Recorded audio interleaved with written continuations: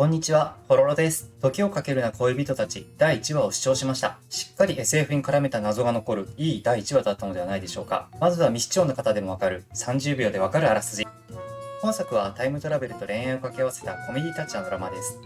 主人公常盤メグは未来からやってきたタイムパトロール隊員である井浦翔との出会いをきっかけに自身も違法なタイムトラベラーを取り締まることになります。歴史を変える恐れがあるので違法タイムトラベルは重大な罪とされているのですが、それでも未来から現代、令和の時代にやってきて恋をしようとする未来人たちは後を絶ちません。彼らの思いを摘み取り、記憶を抹消し、全てをなかったことにしてしまうことに抵抗を感じながらタイムパトロールとしての責務を全うしていくというのがこのドラマのあらすじ。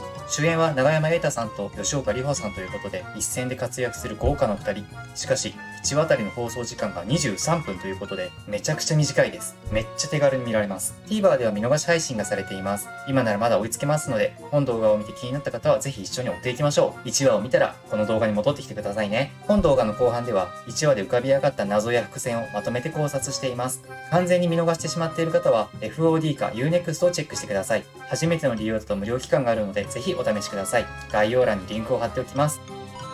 でははじめに少しだけ自己紹介。このチャンネルでは放送中のドラマの感想や考察、ストーリーの振り返りを行っています。全クールではドラマ、トリリオンゲームを取り扱いまして、原作漫画のファンである漫画 YouTuber の歌丸さんと一緒に10本の動画を作りました。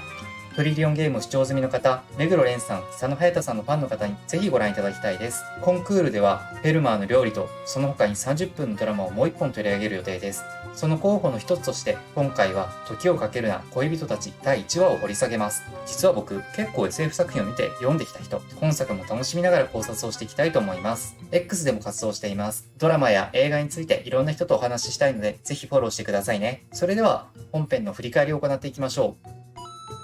時は2253年、今から230年後ということになりますね。一人の特徴的な髪型の男が佇んで街を見下ろしていました。場面は変わり、2023年10月6日、主人公常盤メグは恋愛の壁にぶち当たっていました。辻褄を合わせるという特技を持つ彼女は、つい人と人との間を取り持ってしまって、自身の恋愛がうまくいかないようです。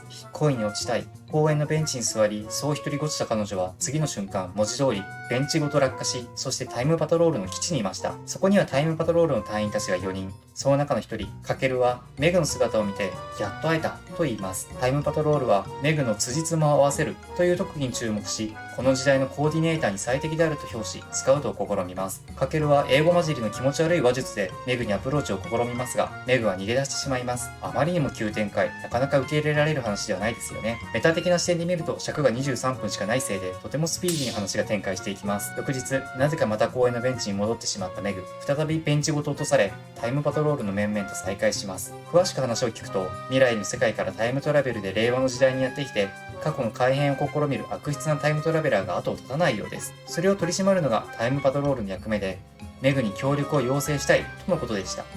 今回のターゲットは、あるストリートミュージシャンの女性の周りをうろつく男、横井大地。演じるのは泉沢祐希さん。未来人の彼は過去の時代の音楽が大好きで、たくさんの CD に触れているうちに、実際に過去に戻って生の音楽を聴きたいという思いに駆られたのです。余談ですが、未来で手に取っていた CD は、キリンジのアルバム、サンでした。このアルバムに収録されているエイリアンズは、キリンジの代表的な名曲。僕もすごく好きな歌です。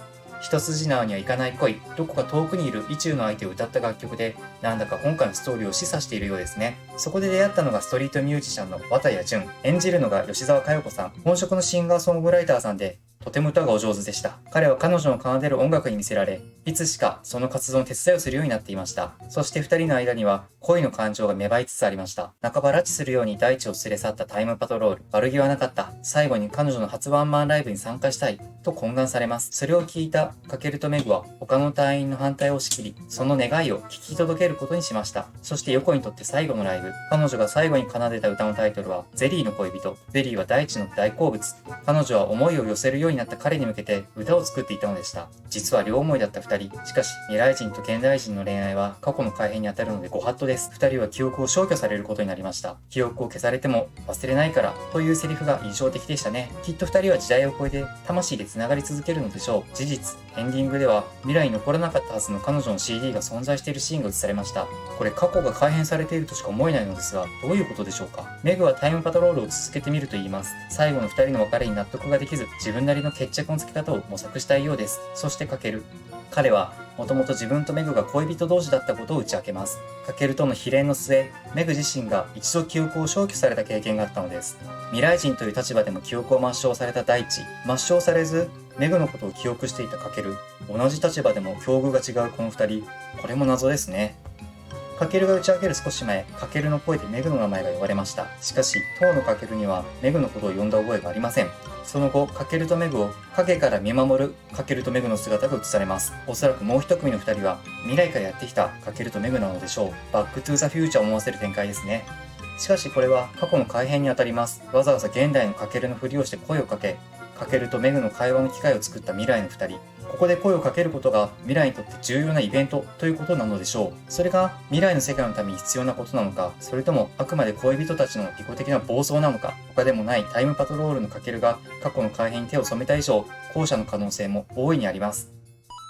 ここまで時をかけるな恋人たちの第1話を振り返りました。5つの謎を整理します。1、かけるとメグがかつて恋人同士だった時の話。2、なぜかけるは法を犯してメグと交際をしたのにタイムパトロールに消息しているのでしょうか。3、なぜかけるは記憶を消去されていないのでしょう。4、さらに未来のかけるとメグが過去の改変を行った理由は何なんでしょうか。5、本来未来に存在しなかったはずの純の CD が未来世界において出現した理由は何でしょう。整理してみると謎の中心には常にかけるがいますね。かけるの過去の過ちは周りにバレていないのかもしれません。もしくは過去に過ちを犯した人間がタイムパトロールの隊員に抜擢されている？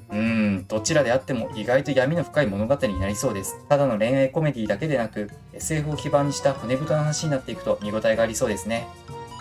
ここまでご視聴いただきありがとうございました。考察やストーリーの振り返りが面白かったら、いいねやコメントで応援していただけると嬉しいです。本チャンネルではドラマの感想、考察、ストーリーの振り返りを行っています。2023年秋のドラマの中で、フェルマーの料理を取り上げることはすでに決定済み。その他に、時をかけるな恋人たち、マイホームヒーロー、ポケットに冒険を詰め込んでの3作の中から特に反響や再生数が多かったものを継続して取り上げる予定です。一緒にコンクールもドラマを楽しんでいきましょう。次回はポケットに冒険を詰め込んでの第1話を取り上げます。ポケモンをシナリオに取り込んだ今までにないドラマ。僕はポケモンにも詳しいので、これも結構語れると思うんですよね。ぜひチャンネル登録をしてお待ちください。それではまたお会いしましょう。バイバイ。